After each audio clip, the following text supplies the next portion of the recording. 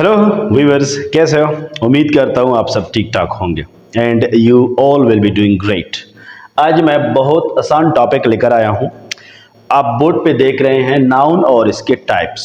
दिखने में बहुत आसान है और हर किसी को पता चलता है कि नाउन क्या है, और ऑलरेडी मैं नाउन के हवाले से एक जनरल वीडियो जो है वो अपलोड कर चुका हूँ, आप जाके देख सकते हैं, चैनल में मौजूद है।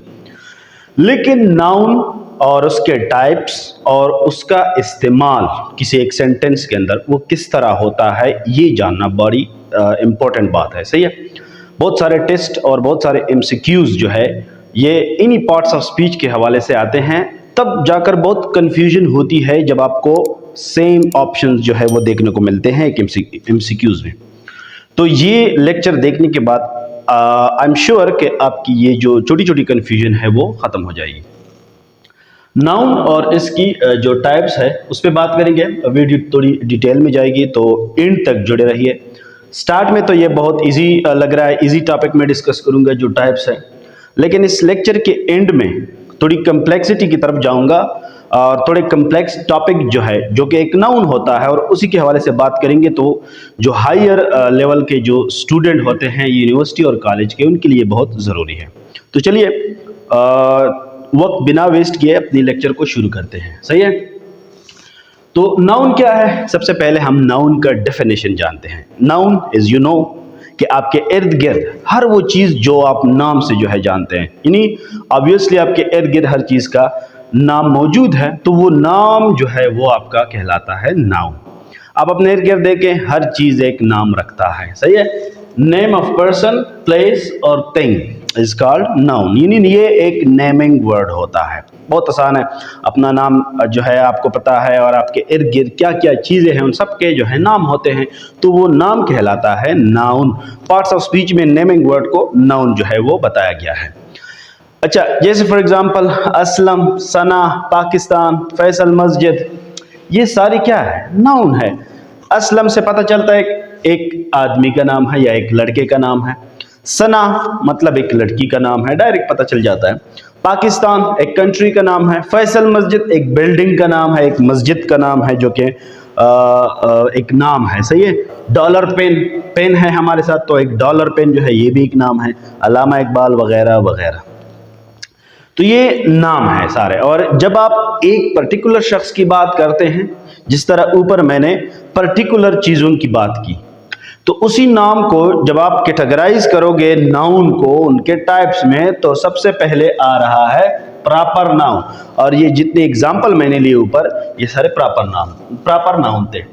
Name of specific person, place और थिंग, यानी ये खास चीज़ों का, खास अशखास का और ख़ास जगहों का नाम होता है। अब मान लीजिए बहुत सारे लोग हैं। सही है। अब सबके लिए एक, ये बहुत सारे लोग, यानी अगर लड़के हैं तो ये एक क्लास हुआ, अगर लड़कियां हैं तो ये दूसरा क्लास हुआ। लेकिन एक क्लास के अंदर एक पर्टिकुलर पर्सन को जब आप मुखातिब करते हो, फॉर एग्जांपल मैं कहूं असलम, तो सारे लड़के नहीं, मुझे सिर्फ असलम जवाब देगा, इसलिए असलम प्रॉपर नाउन हुआ। अच्छा, एक क्लास है गर्ल्स का जो कि कॉमन नाउन में आता है, लेकिन अगर मैं आवाज दूं सना, तो सना ही मुझे रिस्पॉन्ड करेगी, because Sana is a proper noun. दुनिया में बहुत सारे देश है, मुल्क है, कंट्रीज है जो कि एक क्लास है मुल्क की। अगर मैं कंट्रीज की बात करूं तो वो तो कॉमन नाउन हुआ, लेकिन अगर सेपरेटली मैं एक पर्टिकुलर पाकिस्तान की बात करूं तो ये एक पर्टिकुलर कंट्री को मैं जो है शो कर रहा हूं, तो ये पाकिस्तान प्रॉपर नाउन है। इस तरह बहुत सारे बिल्डिंग है। सही है। लेकिन जो नाम है फैसल मस्जिद, एक खास पर्टिकुलर मस्जिद बिल्डिंग का जो है ये नाम है, तो ये भी प्रॉपर नाउन है। बहुत सारे पेन होते हैं, पेन की एक क्लास है, लेकिन अगर मैं कहूँ डॉलर पेन, तो डॉलर पेन क्या है? एक प्रॉपर नाउन है। इस तरह अल्लामा इकबाल, कायद आजम, गांधी एटसेट्रा, ये सारी क्या है? प्रॉपर नाउन है। दूसरा नाउन की कैटेगरी में हमारे साथ आ रहा है common noun. Name of class of a person, place और थिंग, यानी ये एक क्लास की बात करता है। सही है। इसमें कोई एक पर्टिकुलर शख्स की बात नहीं होती, बल्कि एक क्लास की बात होती है कि कौन से क्लास से ये प्लेस या थिंग या पर्सन है। फॉर एग्जांपल यहां पे दो लड़के हैं, एक ये एक ये, इसका नाम है अली और इसका नाम है इमरान। अब मैं आपसे बोलूं कि ये कौन से क्लास से है, सही है, आपको नाम भी पता है, आप मुझे कहेंगे ये बॉयज है। क्या है ये? बॉयज। तो बॉय जो है ये एक क्लास हुआ पर्सन का, तो ये क्या हुआ? ये कॉमन नाउन हुआ। इसी तरह आदमियों का जो एक क्लास होता है, main, girls, dog, animal, city, school, building, ये सारे क्या है? कॉमन नाउन है। बहुत सारे स्कूल है, सही है जी। ऑक्सफोर्ड स्कूल है फॉर एग्जांपल दुनिया में, एक एम्पेरियल स्कूल है, क्लासिक स्कूल है, ये 3 नाम है अलग अलग स्कूल के। ये जब नाम आप लगाओगे तो प्रॉपर हो जाएगा, बट जनरली हम इन सबको स्कूल ही कहते हैं, जो कि एक क्लास है तो उसको हम कॉमन नाउन कहते हैं। इसी तरह सिटी आप बात करें, फॉर एग्जांपल मुंबई, पेशावर, कराची, लाहौर, फैसलाबाद, ये सारे सिटीज हैं। जब आप इन सबको इकट्ठा मुखातिब करके जो है इसको पेश करें तो आप सिटी बोलेंगे, और सिटी एक क्लास है शहरों की, जगहों की, जो कि कॉमन नाउन कहलाता है, सही है।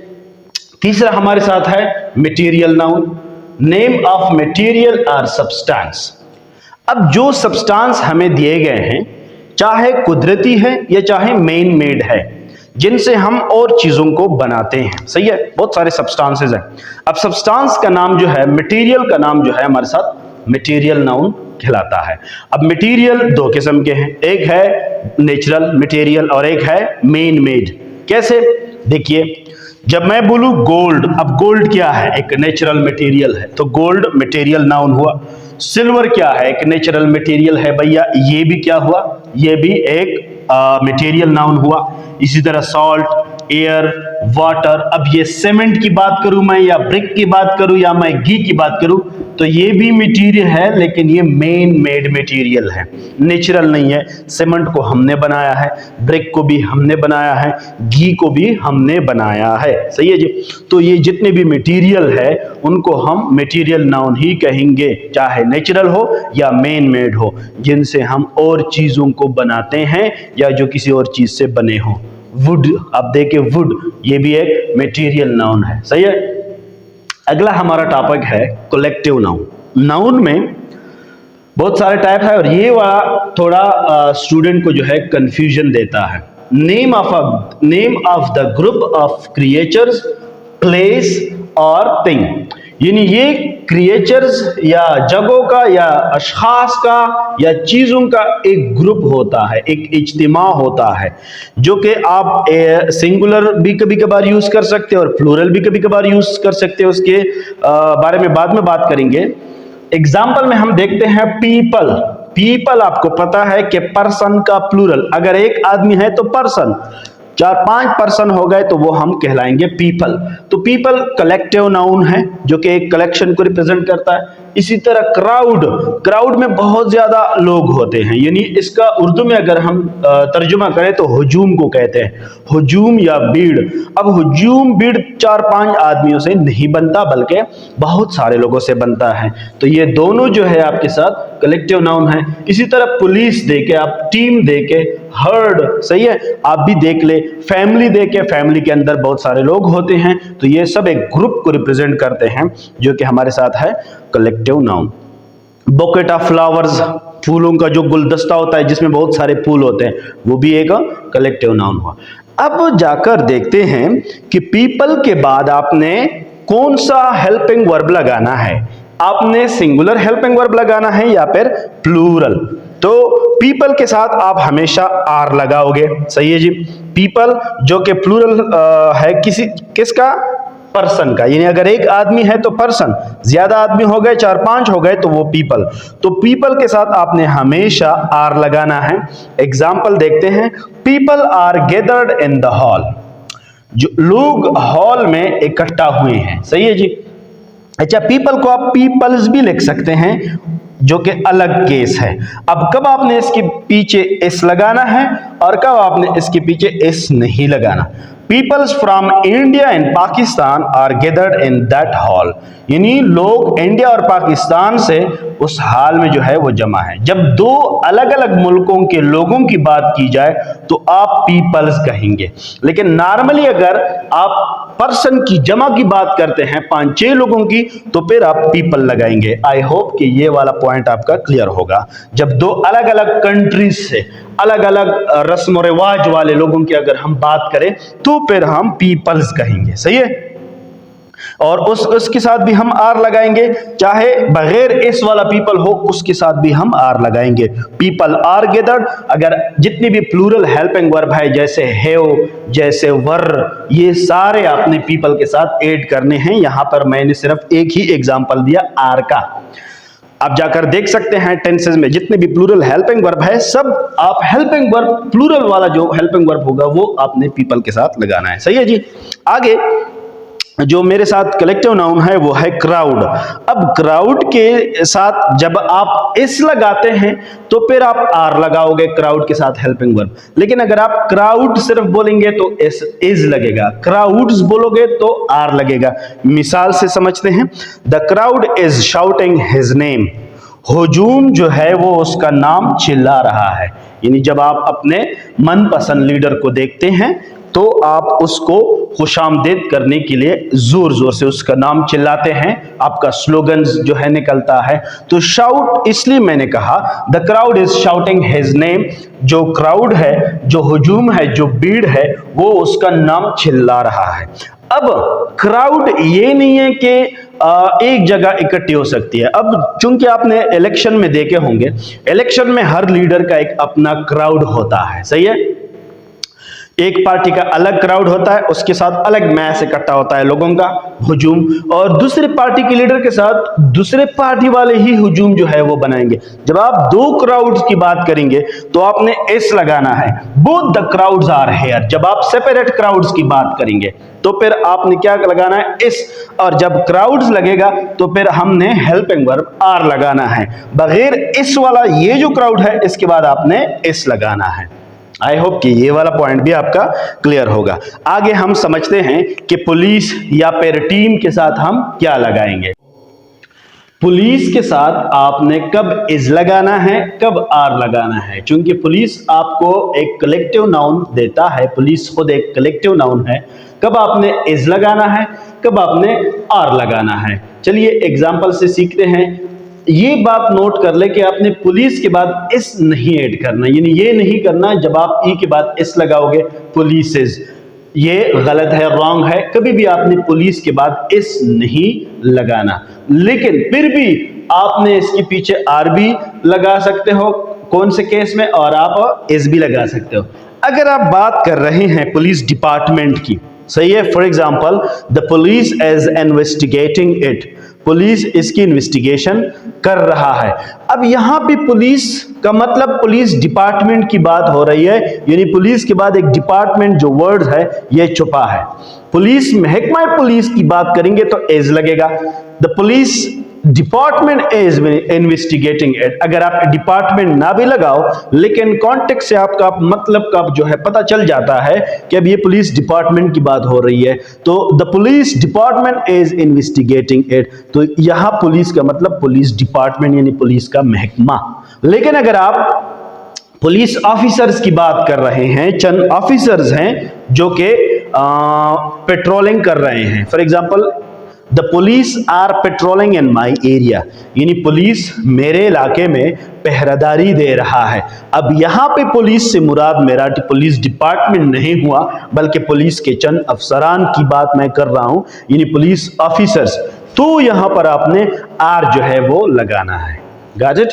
आई होप के पॉइंट जो है आपका क्लियर हुआ। इसी तरह ये जो टीम है, टीम के साथ आप इज लगा सकते हो और आप आर लगा सकते हो। किस तरह? The team is going to England. अगर मैं टीम को एक सिंगल यूनिट ले लूं, कलेक्टिव नाउन में अगर मैं टीम को एक सिंगल यूनिट ले लूं, बहुत सारे टीम्स हैं, यहाँ पे मैं एक टीम को सिंगल यूनिट ले रहा हूं, तो फिर मैं इज लगाऊंगा। The team is going to England. Single unit लिया जा रहा है टीम, तो मैंने सिंगुलर लगाया, सिंगुलर हेल्पिंग वर्ब। लेकिन इसी टीम को कॉन्टेक्स्ट से पता चलता है, अगर मैं लिखूं द टीम और शॉपिंग टुडे, जो टीम के प्लेयर्स हैं, यहां पर मेरा मतलब टीम के प्लेयर्स जो कि 11-12 खिलाड़ी होते हैं टीम के अंदर, तो मैं उन प्लेयर्स की बात करूंगा यहां पे। The teams are shopping today, ये जो टीम यानी टीम की जो प्लेयर है वो आज शॉपिंग कर रहे हैं। तो जब आप टीम को एक यूनिट लेंगे तो इज लगेगा, लेकिन अगर आप टीम के प्लेयर्स की बात करेंगे तो आपके साथ आर जो है हेल्पिंग वर्ब जो है वो लगेगा। आगे से हमारा अगला टाइप है नाउन का कंक्रीट नाउन। कंक्रीट नाउन वो नाउन होता है जो फिजिकल एग्जिस्टेंस रखता है, यानी जिसको हम महसूस कर सकते हैं, और हम चीजों को इस दुनिया में अपने 5 सेंस ऑर्गन से महसूस करते हैं। आपको पता है आईज है, आपका टंग है, नोज है, स्किन है और आपके ईयर है। आप आवाज सुन सकते हैं, आप चीजों को छू सकते हैं, आप देख सकते हैं, आप स्मेल कर सकते हैं और आप टेस्ट कर सकते हैं। आपके 5 हवासे हमसा यानी 5 सेंस ऑर्गन, ये आपको कनेक्ट करते हैं इस दुनिया में हर चीज के साथ। आप इस दुनिया के हर चीज को अगर महसूस कर सकते हैं तो इन 5 हवासे हमसा। तो जो भी नाउन आप इन 5 हवासे हमसा में से किसी एक से भी महसूस करो तो वो कहलाता है कंक्रीट नाउन। अक्सर कंक्रीट नाउन और मटेरियल नाउन को लोग एक ही समझते हैं, बट ऐसा नहीं है। कंक्रीट नाउन की फिजिकल एग्जिस्टेंस होती है, यानी जैसे अली एक लड़के का नाम जो कि मैं देख सकता हूं, ऐसे उठा सकता हूं, मैं महसूस कर सकता हूं। अगर कोई आपको आवाज दे रहा है, वॉइस, वॉइस मतलब आवाज, तो ये मेरी आवाज आप तक आ रही है, तो इस आवाज को आप अपने कानों से सुन सकते हो, तो ये वॉइस जो है ये क्या है, ये एक कंक्रीट नाउन है। एप्पल, कार, यानी कंक्रीट नाउन फिजिकल एग्जिस्टेंस रखता है। इनको हम 5 हवासे हमसा 5 सेंस ऑर्गन्स के थ्रू महसूस कर सकते हैं। जबकि इसके साथ ही अल्टरनेटिव दूसरा नाउन है abstract noun. Abstract noun no physical existence, इसकी कोई वजूद नहीं होती, इसको आप यू देख नहीं सकते, यू सुन नहीं सकते, यू महसूस नहीं कर सकते इस तरह 5 सेंस ऑर्गन के जरिए। लेकिन फिर भी ये होता है और इसको आपने एक्सेप्ट करना होता है। ट्रुथ, अगर मैं कहूं ट्रुथ, सच, सच मतलब सच कोई ऐसी चीज नहीं है कि इसको मैं देखूं, सही है, सच दिखने वाली चीज नहीं है, फिजिकल एग्जिस्टेंस नहीं रखता, लेकिन फिर भी ये है। यानी वॉइस, कोई अगर बोलता है, सच बोलता है, तो यो वो जो सच बोलता है ना, अब बोलना तो उनकी आवाज है, वो तो फील हो रहा है कानों से। सच को हम ऐसे नहीं कर सकते कि देखो ये सच हो गया। सच जो है ये आपके साथ क्या है, एब्स्ट्रैक्ट नाउन है, ये जो ट्रुथ है। इसी तरह ऑनेस्टी, किसी जब हम बात करते हैं कि वो बड़ा ईमानदार शख्स है, सही है, he is an honest man. Now we can't see his honesty in a physical shape that it is his honesty, right. तो ऑनेस्टी को हम देख नहीं सकते फिजिकली। इसी तरह ग्रीफ, गम, गम आप देख नहीं सकते, ग्रीफ बहुत ज्यादा शदीद जब आप गमगीन होते हैं, सही है, सैड होते हैं। तो इस तरह चाइल्डहुड, अब चाइल्डहुड क्या है, चाइल्डहुड एक जमाना है जो हमने काउंट कर रखा होता है कि इतने से इतने सालों तक जब आप लड़का होते हैं वो जमाना आपके साथ चाइल्डहुड कहलाता है। लेकिन चाइल्डहुड कोई एक ऐसी चीज नहीं है जिनको आप महसूस करो किसी भी सेंस ऑर्गन से कि ये आपने देख लिया, ये आपने सुन लिया, इस तरह नहीं है। तो चाइल्डहुड जो है, अब अलग चाइल्ड जो है ये कंक्रीट है, चाइल्डहुड जो है यानी बचपन, ये आपके साथ एब्स्ट्रैक्ट नाउन है, सही है। ये तो हो गई भाई नाउन के खुले खुले जो टाइप्स है जो हम सबको पता है। नेक्स्ट जो है हमारे साथ नाउन की जगह यूज होने वाला, नाउन की जो है नाउन की तरह एक्ट करने वाला, और इनको नाउन भी कहा जाता है। हमारा अगला जो टॉपिक है वो है जिरंड।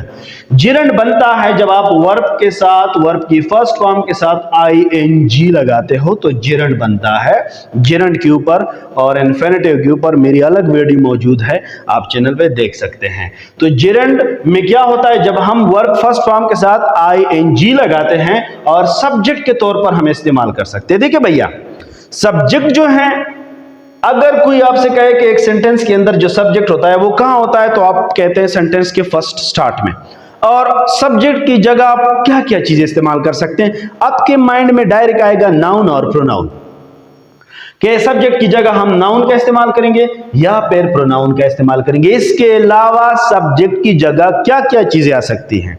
दो और चीजें भी आ सकती है, जिसमें एक है जेरेंड और दूसरा है इन्फिनेटिव। सही है, ये ऑलरेडी मैं अलग वीडियो में एक्सप्लेन कर चुका हूं, लेकिन यहां चूंकि नाउन के टाइप्स की बात हो रही है तो यहां भी एक्सप्लेन जो है वो करूंगा। अब जेरेंड जो है वर्बल नाउन कहलाता है और ये सब्जेक्ट की जगह इस्तेमाल होता है। फॉर एग्जाम्पल एक जुमला देके मैं कहता हूं read is the part of my routine, यानी पढ़ना मेरे रूटीन का हिस्सा है, पढ़ना मेरे रूटीन का हिस्सा है। लेकिन रीड अगर मैं देखूं, रीड तो वर्ब है, तो वर्ब तो मैं सब्जेक्ट की जगह इस्तेमाल नहीं कर सकता। तो ऐसा क्या करूं कि इसी रीड को मैं नाउन बनाकर सब्जेक्ट की जगह इस्तेमाल करूं? तो यहां पे आपके साथ दो केसेस हैं। इसी रीड को दो तरह आप यहीं पे लगाकर इस्तेमाल कर सकते हैं और इसका काम आप सब्जेक्ट ले सकते हैं।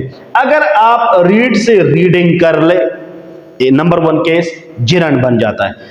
Reading is the part of my routine, पढ़ना मेरे रूटीन का हिस्सा है, ये करेक्ट हुआ। लेकिन खाली रीड लगाना ये करेक्ट नहीं है। अगर आप जेरेंड नहीं लगाते, आप एक और केस लगा सकते हैं जिसको इन्फिनेटिव कहते हैं, यानी सब्जेक्ट की जगह ये चार चीजें आप यूज कर सकते हैं, जिसमें नाउन प्रोनाउन सबको पता है, लेकिन जेरेंड और इन्फिनेटिव किसी को नहीं पता। जेरेंड आपने देख लिया कि किस तरह verb first form plus ING वाली वर्बल नाउन को हम यूज करते हैं। सही है।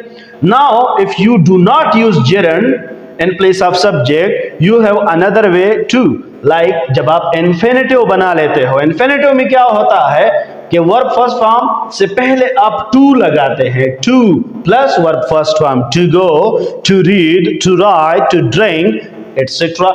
ये भी सब्जेक्ट की जगह आप इस्तेमाल कर सकते हैं। इसी रीड को अगर मैं रीडिंग ना लिखूं और सिर्फ रीड लिखूं, लेकिन रीड से पहले मैं टू लिखूं, ये भी करेक्ट है। To read is the part of my routine, यानी पढ़ना मेरे रूटीन का हिस्सा है, ये सेंटेंस भी करेक्ट है। और यहां पे मैंने इन्फिनेटिव नाउन का जो है इस्तेमाल किया है। इन्फिनेटिव कंजंक्शन में भी यूज होता है। इंग्लिश ग्रामर बड़ा कॉम्प्लेक्स जो है बंडा है, तो इसमें ये रीड टू रीड जो है ये आप यहां पे सब्जेक्ट की जगह इस्तेमाल कर सकते हैं। आई होप ये वाला पॉइंट आपका क्लियर होगा। आप इस तरह बहुत सारे वर्ब उठा ले, उससे पहले टू लेके तो ये इन्फिनेटिव बन जाएगा, और उसके बाद आईएनजी लेके टू हटाए तो ये आपका जेरेंड बन जाता है, और फिर you can use it in the place of subject. सही है। Writing is my hobby, to write is my hobby, दोनों सही है। लेकिन अगर आपने लिखा राइट इज माई हॉबी, ये गलत है। अच्छा, आगे हमारे साथ है काउंटेबल और अनकाउंटेबल। इसके हवाले से अलग वीडियो आएगी, लेकिन यहां पे सिर्फ जनरल बताता हूं। काउंटेबल नाउन वो नाउन होते हैं जो काउंट किए जा सकते हैं, जिनको हम 1 2 3 4 5 इस तरह काउंट कर सकते हैं, वो है हमारे साथ countable noun. Car, people, chair, table, ये सारे काउंटेबल नाउन है। लेकिन वो नाउन जिनको हम काउंट नहीं कर सकते, 1 2 3 करके हम इसे काउंट नहीं कर सकते, उसको हम क्या कहते हैं? कैन नॉट बी काउंटेड, उनको हम काउंट नहीं कर सकते, तो ये आपके साथ अनकाउंटेबल नाउन हुआ। जैसे शुगर, मनी, वाटर। अब काउंटेबल नाउन के साथ क्या लगाएंगे और अनकाउंटेबल के साथ हम क्या लगाएंगे, इसके हवाले से इंशाल्लाह डिटेल लेक्चर आएगा जल्द ही। लेकिन यहां तक ये नाउन टाइप्स जो थे वो मैंने आज डिस्कस कर लिया, एंड आई होप कि अभी कोई कंफ्यूजन नहीं रहेगी आपको। जब भी आप नाउन के टाइप्स की जो है एमसीक्यूज या इस तरह की स्टडी या इंग्लिश ग्रामर के हवाले से जब आप स्पीकिंग इंग्लिश की बात करेंगे, you will face no difficulty any more. And I am sure कि ये वीडियो आपको अच्छी लगी, ये लेक्चर भी आपको अच्छा लगा। तो अगर अच्छा लगा तो वही मेरी एक इल्तिजा, एक रिक्वेस्ट कि प्लीज़ ये जो मेरा चैनल है इंग्लिश विद ताहिर सर, इसको ना आप फॉलो करें, सब्सक्राइब करें, और साथ में एक घंटी का निशान है उसके ऊपर भी ऐसे टंग करके क्लिक करें, ताकि मेरी आने वाली वीडियोस आप तक पहुंच जाए। मैं इतना मेहनत कर रहा हूं किसके लिए? आप लोगों के लिए। सही है। तो मेरी मेहनत ज़ाया ना हो और मैं डिस्करेज ना हूं, इसीलिए आप लोगों ने थोड़ी हेल्प करनी है। सही है। मिलते हैं नेक्स्ट मज़ेदार लेक्चर के साथ, मज़ेदार वीडियो के साथ, ताकि आप लोगों को इन्फॉर्मेशन जो है इसी तरह मैं देता रहूं, और साथ साथ में इंग्लिश ग्रामर के हवाले से आप सबको सेचुरेट करूं। ठीक है जी। अल्लाह हाफिज़।